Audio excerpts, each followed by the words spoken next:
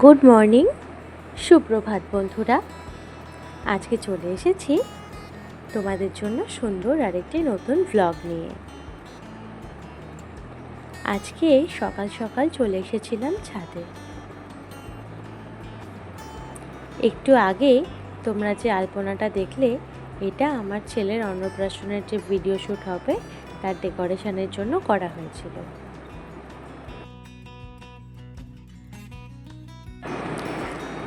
আজকে সকালে উঠেই বেশ কিছু জামা কাপড় ওয়াশিং মেশিনে জমা হয়ে গিয়েছিল, সেই জন্য সেগুলি সব কেচে নিয়েছিলাম। কাচা হয়ে যাওয়ার পরে আমার মিষ্টি সোনা আর আটি সোনা যেহেতু ঘুমাচ্ছিল, সেই জন্য ঝটাপট করে ছাদে এসে সমস্ত জামা কাপড় একে একে সব মেলে নিচ্ছিলাম।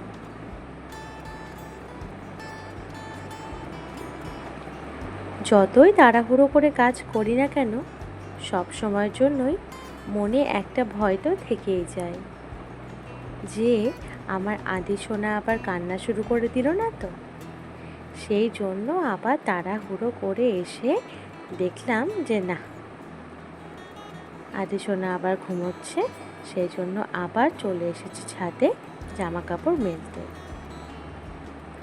আমি যখন ওর সাথে থাকতাম তখনও কিন্তু ঠিক একই রকমভাবেই আমি জামা কাপড় মেলতাম।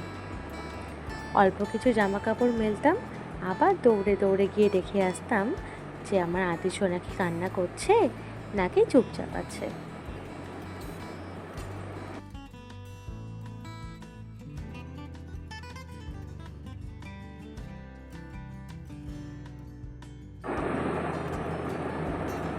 আজকের এই ভিডিওটা দেখে তোমরা নিশ্চয়ই বুঝতে পারছো যে আমাদের ছাদের চারিদিকটা কিন্তু কতটা পরিমাণে গাছপালা দিয়ে ঘেরা।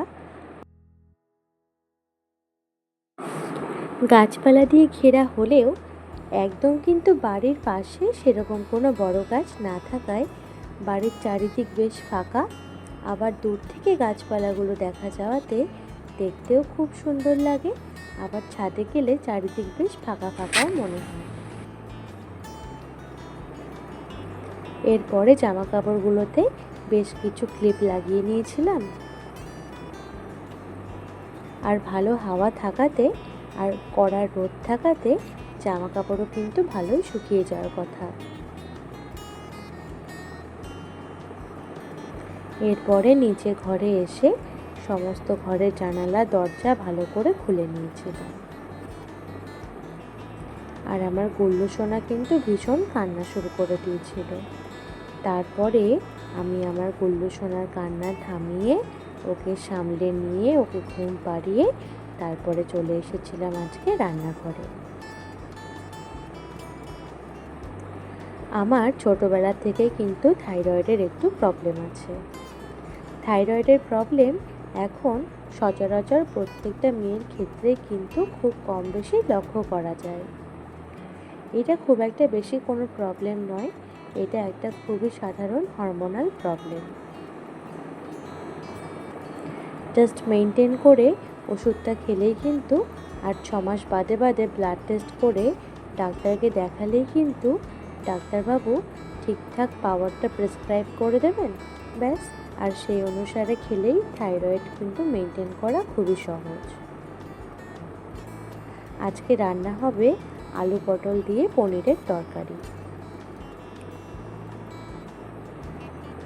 রান্না করার জন্য সমস্ত কিছু একে একে অ্যারেঞ্জ করে নিয়েছিলাম। একদিকে পটলগুলো আর আলুগুলো কেটে রেখে দিয়েছিলাম, আর মিক্সচারের বাটিতে কয়েকটা কাঁচা লঙ্কা, একটু আদা, আর দিয়ে দিয়েছিলাম টমেটো।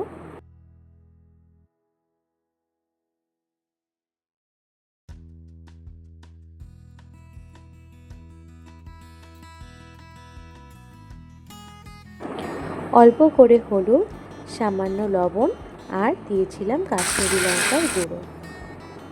প্রথমে পনিরগুলো হালকা লাল লাল করে ভেজে তুলে নিলাম। এরপরে ভেজে নিচ্ছি আলু আর পটল, আর তার পাশে দুধটা জালে বসিয়ে দিলাম। ব্যাস, দুধটা উতাল চলে এসেছে, আর দেখতে দেখতে আমার আলু পটলগুলোও কিন্তু ভাজা হয়ে গেছে।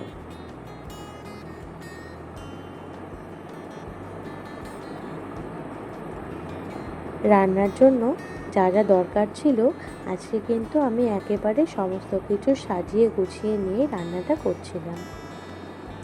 প্রথমে গরম মশলা আর তেজপাতা ফোড়ন দিয়ে দিয়েছিলাম, আর তারপরে কুচনো পেঁয়াজ আর কুচনো ক্যাপসিকামটা দিয়ে দিয়েছিলাম। তারপরে এটা ভালো করে নাড়িয়ে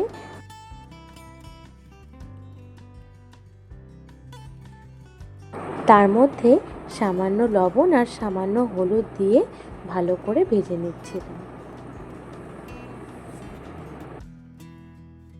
পেঁয়াজটা লাল লাল করে ভাজা হয়ে যাওয়ার পরে তার মধ্যে যে মশলাটা মিক্স করে রেখেছিলাম সেটা দিয়ে দেবো।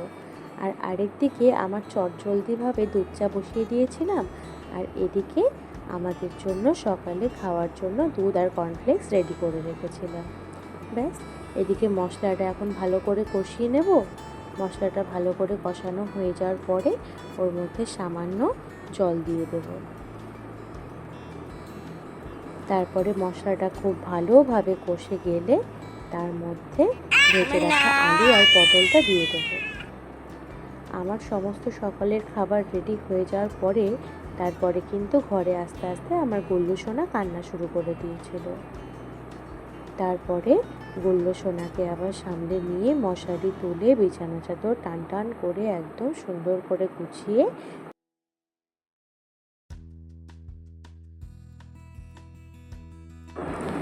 তারপরে আমার গুল্লু সোনার মন মেজাজ ভালো করে নিয়ে গুল্লু সোনার সাথে কিছুক্ষণ খেলা করলাম। এরপর মিষ্টি সোনাকে স্নান করিয়ে দিয়েছিলাম।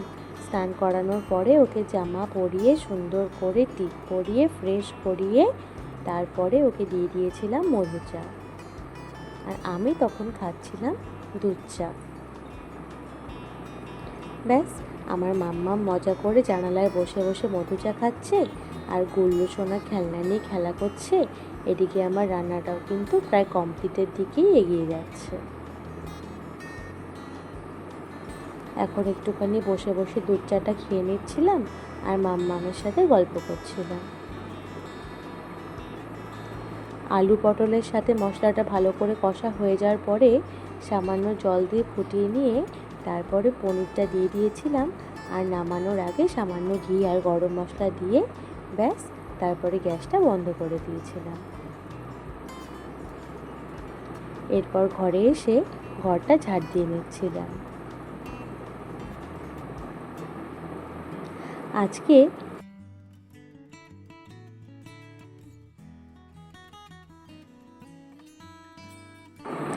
মেইন যে রান্নাটা হয়েছে সেটাই একটা বড়সড় রান্না, সেই কারণে তার পাশাপাশি আর কোনো ছোট রান্নার প্রিপারেশন করিনি।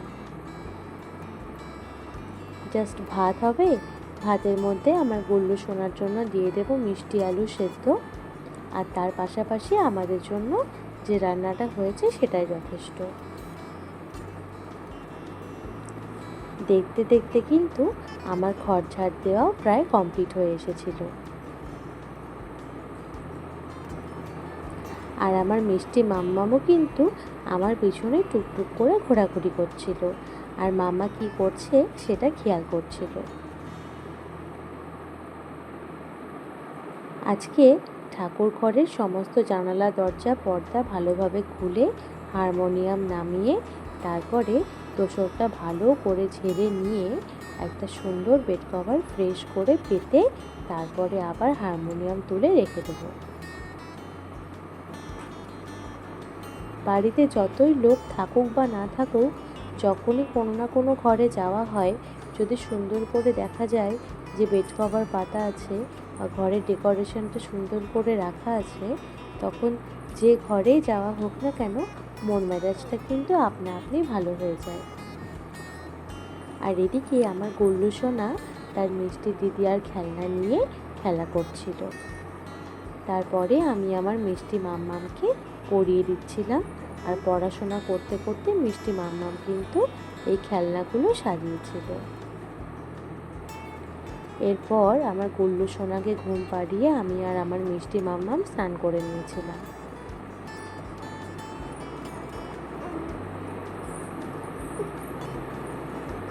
কদিন ধরে যা ভীষণ গরম পড়ছে সে আর বলার না। স্নান করে আমি চুল আঁচড়ে ফ্রেশ হয়ে নিয়ে তারপরে আমার মিষ্টি মাম্মামের চুল আঁচড়ে তারপরে ওকে টিপ পরিয়ে দিয়েছিলাম। আর এই যে পায়ের তলায় টিপ পরতে কিন্তু আমার মাম্মাম ভীষণ ভালোবাসে। ওকে কপালে টিপ পরালে তারপরে কিন্তু সবার আগে পাটা এগিয়ে দেয়। ব্যাস, আমার মিষ্টি মাম্মামের খেলাধুলা শুরু। এরপর আমাদের নিচের ঘরের বড় মা চলে এসেছিলেন, আর আমি আমার গুল্লু সোনাকে স্নান করিয়ে গা হাত পা মুছিয়ে ফ্রেশ করে বড় মার কাছে দিয়ে ছাদে চলে এসেছিলাম জামা কাপড়গুলো তোলার জন্য। জামা কাপড়গুলো বেশ সকালে মেলার কারণে মোটামুটি দুপুরের মধ্যে কিন্তু খুব সুন্দর করে ভালোভাবে সব শুকিয়ে গিয়েছিল। সেই জন্য আর দেরি না করে ঝটাপট গিয়ে জামা কাপড় সমস্ত কিছু নিয়ে এসেছিলাম। ঘরে এসে তারপরে পুজো সেরে নিয়েছিলাম। আর আমার গুল্লু সোনা ঘুমিয়ে পড়াতে বড় মা কিন্তু আবার তার ঘরে চলে গিয়েছিলেন। তারপরে আমি সমস্ত বাসনগুলো মেজে নিচ্ছিলাম।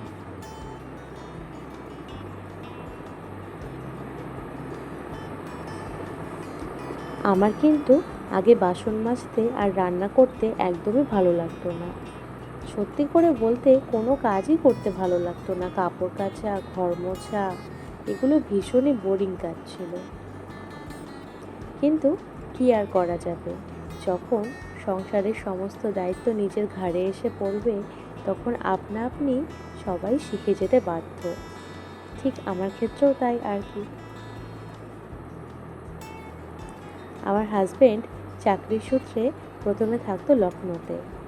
বিয়ের পরে আমরা লখনৌতেই ফার্স্টে থাকতাম। সেখান থেকে মিউচুয়াল ট্রান্সফার করে চলে এসেছে উড়িষ্যাতে।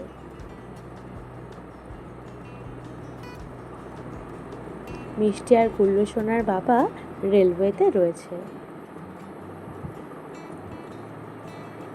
তো সব সময় বিয়ের প্রথম থেকে বাইরে থাকার কারণে আর একা একা থাকার কারণে সমস্ত কাজের চাপই কিন্তু নিজের কাছে এসেই পড়তো।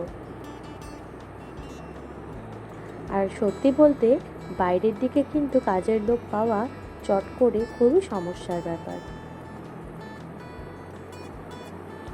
সেই জন্য একে একে সমস্ত কাজ নিজে হাতে একটু একটু করে করতে করতে কখন যে সব আপনা আপনি শিখে গেছি একদমই বুঝতে পারিনি। এখন সব সময় মনে হয় যে কোনো ঘরের কাজ সব সময় নিজে হাতে করে নেওয়াটাই বেটার, কারোর ওপর ডিপেন্ড একদমই করা উচিত নয়।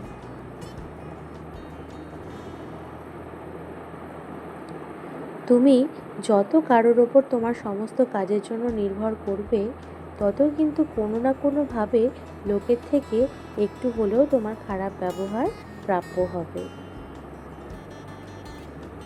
সেই জন্য সবসময় চেষ্টা করবে নিজের সমস্ত কাজ নিজে করে নেওয়ার, কারোর ওপর কোনো ক্ষেত্রে একটুও ভরসা না করার। তাহলে আর কারোর কোনো কথার তলায় তোমায় থাকতে হবে না। সব সময়ের জন্য মাথা উঁচু করে শিরদাঁড়া সোজা করে নিজের পায়ে দাঁড়িয়ে একদম নিজের শান্তিতে থাকতে পারবে। আর কাজ করতে যতই কষ্ট হোক না কেন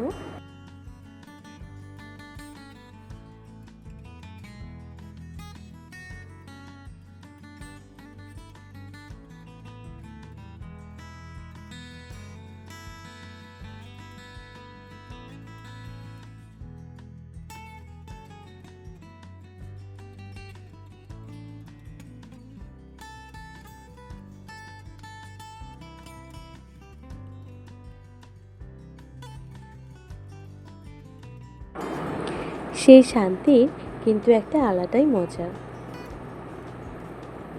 ব্যাস, তারপরে দেখতে দেখতে আমি আর আমার মিষ্টি মাম্মাম খেয়ে নিচ্ছিলাম। রান্নাটা সত্যি কিন্তু দুর্দান্ত হয়েছিল। এরপরে আমি আমার গুল্লু সোনাকে খাইয়ে নিচ্ছিলাম মিষ্টি আলু দিয়ে আর সামান্য একটু ভাত দিয়ে পিউরি বানিয়ে সেই পিউরিটা।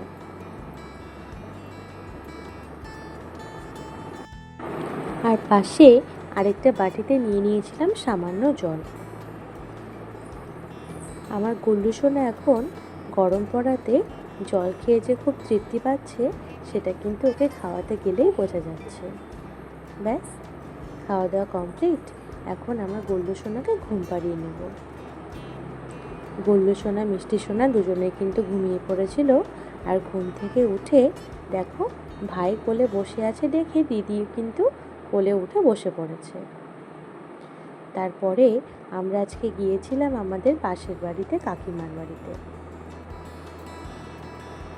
কাকিমা একদিন পোলাও আর মাংস দিয়েছিল, মনে আছে তোমাদের? সেই টিফিন বক্সগুলো কিন্তু ছিল। আর ছোট থেকে দেখেছি আমার মা কিন্তু কখনো কেউ যদি কোনো টিফিন বক্সে করে কোনো কিছু দিতেন, কখনোই খালি টিফিন বক্স কাউকে দিতেন না, সব সময়ের জন্যই কিছু না কিছু করে তারপরে দিতেন। আমারও ঠিক তাই ভালো লাগে। সেই কারণে আজকে যে পনিরের তরকারিটা করেছিলাম সেটা কিন্তু বড় মাকেও এক টিফিন বক্স দিয়েছিলাম, আর পাশের বাড়ির কাকিমাকেও কিন্তু সেই জন্য গিয়ে দিয়ে এসেছিলাম। আর সেখানে কাকিমা আমাদের জন্য কিন্তু গরম গরম সিঙ্গারা আনিয়েছিলেন, আর তার সাথে করেছিলেন লেবু চা। চাটা কিন্তু দারুণ হয়েছিল। ব্যাস, তারপরে বাড়ি এসে গুল্লু সোনা আর মিষ্টি সোনার দুষ্টুমি শুরু হয়ে গেছে। দিদি গুল্লু সোনার দিকে পিছন ঘুরে জল খাচ্ছে, আর সেই সুযোগে গুল্লু সোনা দেখেছো মাথা দিয়ে দিদির পিঠে গুঁতো দিয়ে আবার জামা কাপড় টেনে ধরে একাকার অবস্থা। দিদি কি করছে সেটা ওর দেখা চাই। দেখতে পাচ্ছে না বলে দিদির পিছনে গিয়ে গুঁতোগুতি শুরু করেছে। তারপরে আমরা খাওয়া দাওয়া করে গুল্লু সোনাকে খাইয়ে ঘুম পাড়িয়ে দিয়েছিলাম, আর এদিকে মশারিটাও টাঙিয়ে নিয়েছিলাম। ব্যাস, তারপরে মিষ্টি মাম্মামকেও শুয়ে দিয়েছিলাম। তারপরে দুজনে মিলে আমরা ঘুমিয়ে পড়েছিলাম। তাহলে চলো, শুভরাত্রি। আজকের ব্লগটা এই পর্যন্তই থাক। টাটা।